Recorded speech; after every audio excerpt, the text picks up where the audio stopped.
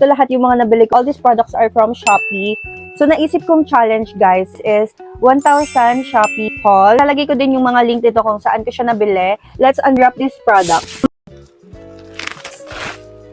Finally, meron na din akong expanding file para sa mga papers ko. So, dito ko ilalagay yung mga documents. Ayan, perfect na perfect to sa mga students, mga nag-work sa office. Meron na kayo storage para sa files ninyo. Sobrang useful na to, guys, kasi, ayan, meron na siya kasamang ganito color sticker. Bumili ako ng slipper. So, ayan. Unahin na natin to. Ayan. Ayan. Tapos, meron na rin siya kasamang ziplock.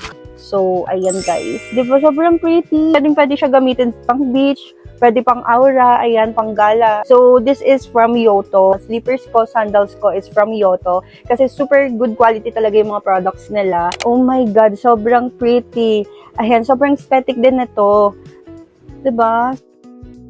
Ganyan yung side niya. And ganyan yung sa likod. Ganyan lang yung taas niya. I think it's 2 inches. Sobrang aesthetic ng design niya. So, square lang siyang ganyan. Rubberized siya, guys. Diba? Sobrang pretty nila. Lalagay ko din to, guys, sa description kung gusto nyo rin.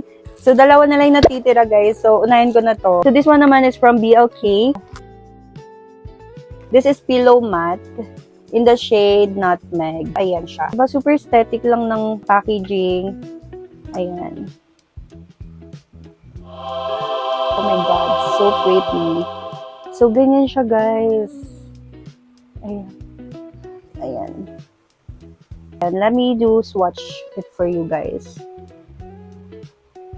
Ayan, so ganyan yung shade niya. Ooh, ayan siya, guys. Sobrang cute ng packaging. So, may paganyan siya. So, I bought decant sizes of this perfume from Scent Therapy. This is Powdery Iris. This is Sultry Vanilla. And this is Fireplace. Lahat ng mga nabili ko sa Shopee na birthday gift to myself. This is everything from my Shopee haul. So, lalagay ko yung mga link ng mga napamili ko sa baba. In case na gusto nyo rin bumili, ayan, makikita nyo na kaagad dyan. I-click nyo na lang yung link. Thank you so much for watching. Bye!